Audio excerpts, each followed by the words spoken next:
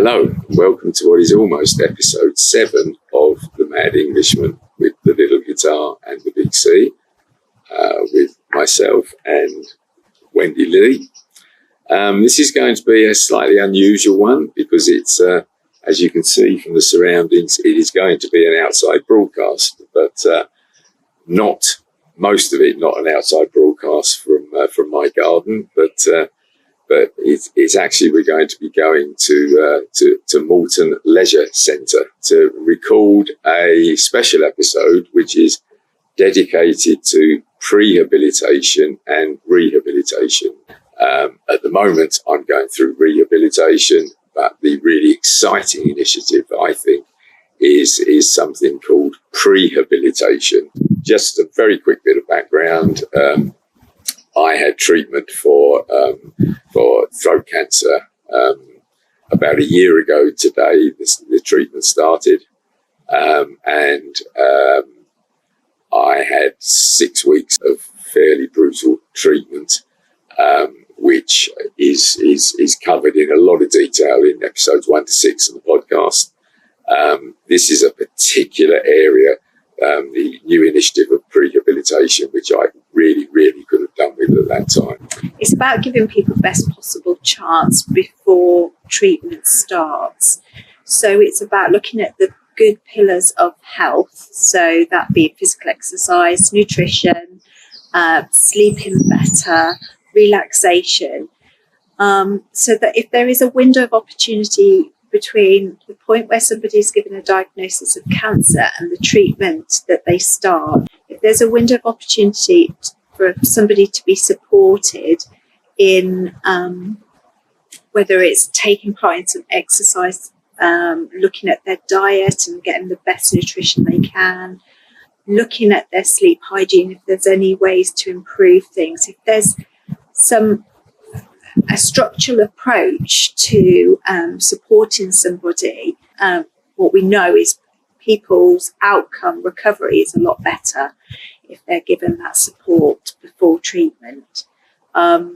So I know when we've talked about in previous podcasts about your time before treatment started for you, there was that window of opportunity, wasn't there, where you could have had prehab if it was available, which it wasn't at that point in time. Absolutely. I was just trying to work that out. I think I had something like 6 weeks between the time of diagnosis and the start of the treatment.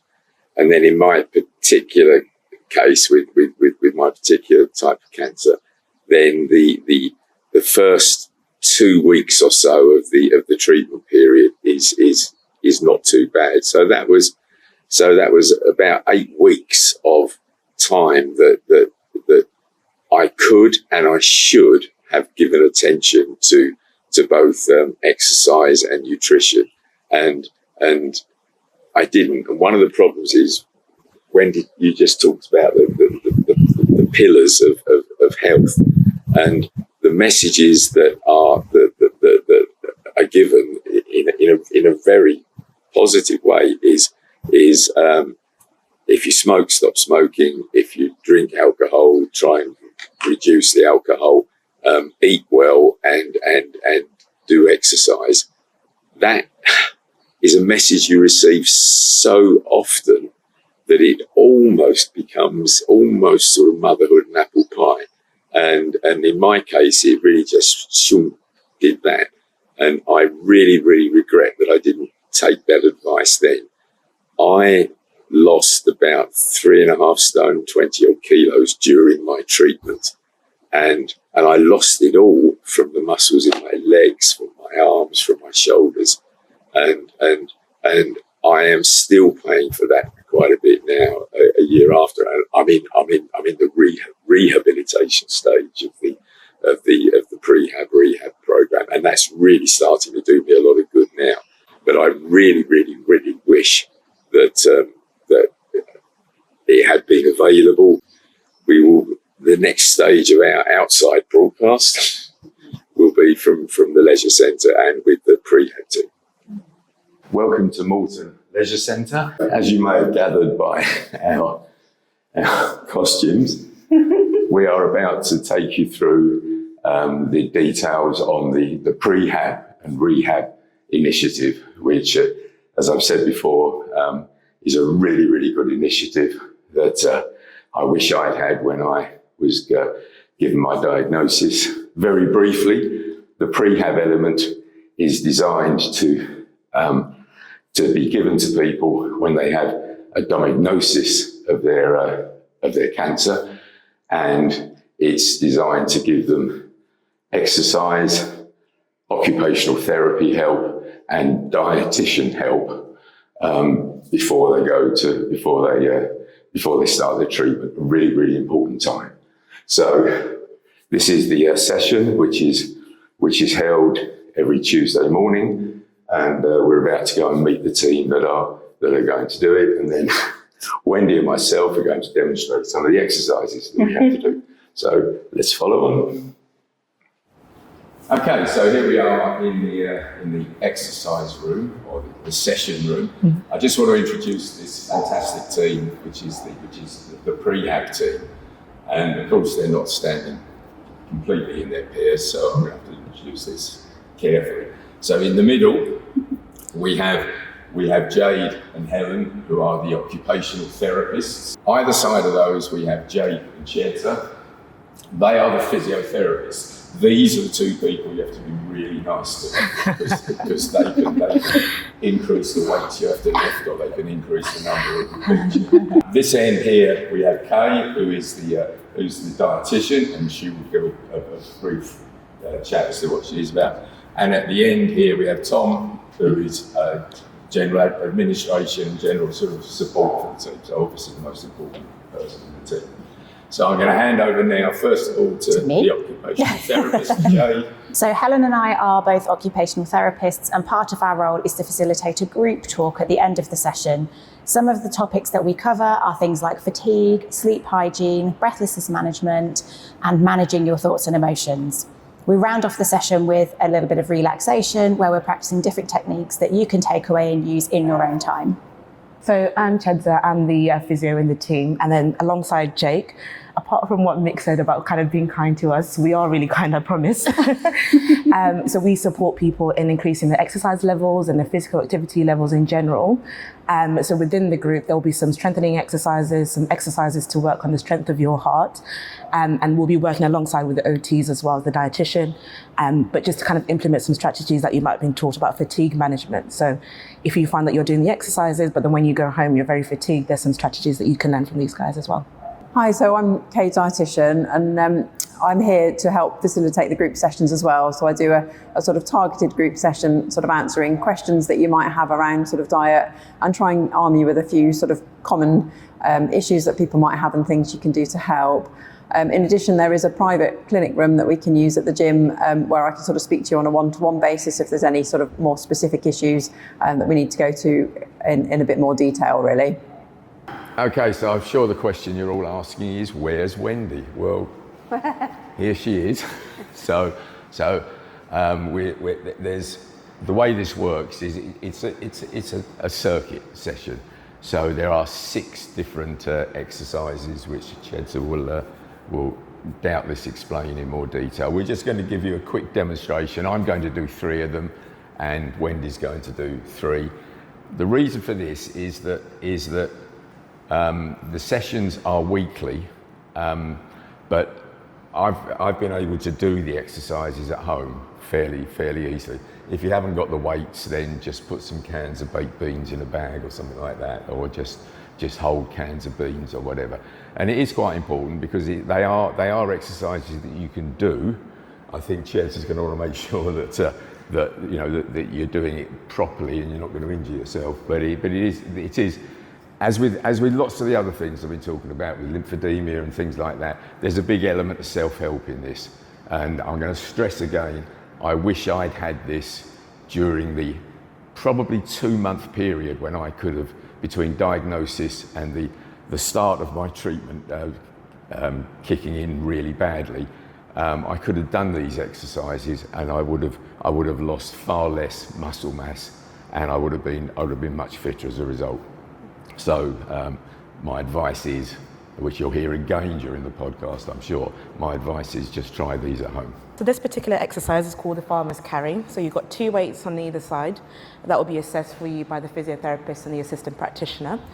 But the aim of this exercise is to keep your upper body straight and you're walking forward, and it's about slow and controlled movements with both weights on either side. And then once you get to the end, it's about slowly turning around and then slowly walking back. And like Mick mentioned earlier, you can use cans, some weights at home as well to do this exercise. But when you're in the gym group, we will be assessing to see what weights you can manage. Or if you live on a farm and you've got 2 fully grown pigs, you can put one under each arm. And that also. Brilliant. And that's the farmer's carry. On this station, we do an exercise called a squat. So what you're going to do is you're going to face the window frame and just keep your feet hip width apart. And you're going to imagine there's a chair behind you that you want to sit down on. And you're going to stick your bottom out and then come back up. Stick your bottom out and then come back up. Okay. Think you can do it? Perfect. That's it. So stick your bottom out. Good. And you go down as far as is comfortable for you.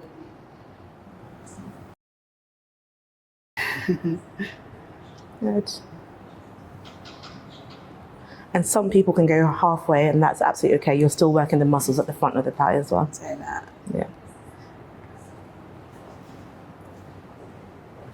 Excellent. So the next one we're going to be doing is a crab walk. So this one is going to be, we're going to be moving sideways. And then from here, starting position, we're going to be in a quarter squat position. So a slight bend in the knees. Okay. So that's going to be loading up through our butt or our glutes. From here, toes are going to be pointing nice and straight. You're going to be kind of hip width apart. From there, you're going to step out and back together, not bringing your feet too close together because you always want to keep the tension within kind of the posterior chain. So Mick's going to go to the left to start with, step in.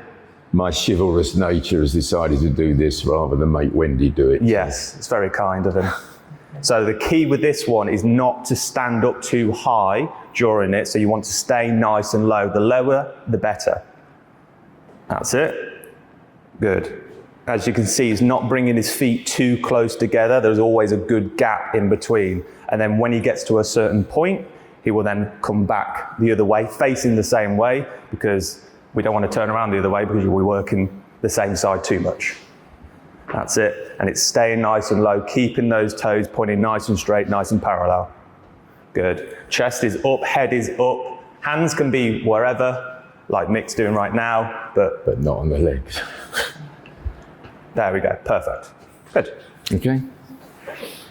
So what roughly we would like to do that kind of about 3 to 6 meters and about 4 times. So do there and back is 1 round, and then have a rest of about 30 to 45 seconds and then go again. Don't go up and down 4 times because you'll be there all day. As Mick found out last week that he was doing 4 times as many as he should have been doing. So still didn't get any credit for it. It's a good exercise, and it actually gets a lot more difficult after the first 3 or 4 that you do, but it's good because it really does sort of build the legs. Yep. Okay, thank you. Okay. So this exercise is called a step down and step up exercise. So what you want to do with it, Wendy, if you put your foot, the whole foot on the bottom of the step, and you're going to slowly come up and then slowly come down. And you can hold on to the window frame as well if you need some extra support, but it's about slowly coming up and then slowly coming down. Okay, you want to give it a go? That's it, whole foot on step.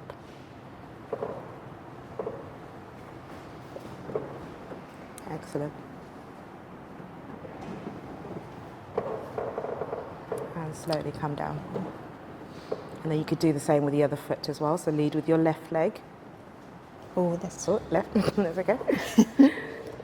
Ooh.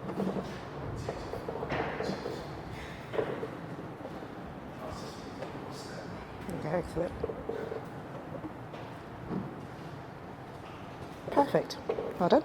So next one is going to be a horizontal row. So the verticalness of it can vary from person to person, but once you get more and more confident with it, we want to become as parallel as we can to the floor to really recruit through our back muscles. So Mick's going to set up on here. So with the dumbbell in his right hand, it'll be his opposite foot forwards. From here, his back's going to be nice and straight, chest nice and proud, perfect. From there, he will then pull up through his back, squeezing his shoulder blade, pulling up towards his hip or his pocket. So he's going to do that now, pulling up nice and controlled. And then the key with this one is nice and slow on the way down, not flaring out his elbow too much, because then that puts a lot of strain through our shoulder. It's keeping our elbow nice and closed in. There we go, good. And then if you do it on the other side so they can see, perfect. So with the stance as well, we want to go a staggered stance just because it allows us to have a little bit more kind of room to maneuver through the movement, but you can do it parallel as well, but it's down to personal preference. So from here, he will pull up towards his hip, good, trying to keep that elbow in nice and tight, squeezing through his shoulder blades. That's the one, lovely. Nice and slow and controlled. Key with this as well is we don't want to round our back. So we're just arching through it, want to keep it nice and straight, so it's a proud chest, keeping our neck and spine nice and straight the whole way through. Good, perfect. Number of repeats, And then with this one, we're going to be aiming for around 4 rounds of 10 each side. So do 1 round of 10 on one side, then on the other side, then have a rest. And then again, it's around 30 to 45 seconds. Or if you need a little bit longer, then that's fine as well. So the next one is going to be an incline press. The incline can vary. So this one you can do at home by just sitting on a chair, or if you have something that can support your back, then it helps kind of just take the strain out of your back as well. So what Mary's going to be doing is she's going to start with the weights, again, can be kind of cans or anything like that, starting at her shoulders, and then she's going to be pressing up to the ceiling, straightening those arms nice and straight. That's it. And then from there, she'll be coming down nice and slow on the way down. So the key with this one is not to be going up and down really, really fast, because we want to keep a load of time and attention within those arms. That Wendy will be very pleased about. And then from there, making sure that she doesn't keep her elbows too tight, but also doesn't flare. So it's about 45 degrees angle. That's just going to help kind of leave a lot of movement in those shoulders as she presses up and down. Feet can kind of be wherever they want to be, as long as it's kind of a sturdy base for her when she's pressing. And the key with this one as well is make sure that we're breathing throughout. Good. That's it. There we go. Perfect. So that's hopefully given us a brief sort of summary of the 6 exercises. So really that's where I think we're about to start the session proper with the normal sort of members and patients coming in. So it's okay for you two. You're going off doing something else. Yeah, you're free now. I've now got to be put through it again by Jake. Yeah. We can do heavier weights now as well. Oh God. But it's good. It's good. It's worth doing. Mm-hmm. Okay. That's the end of episode 7.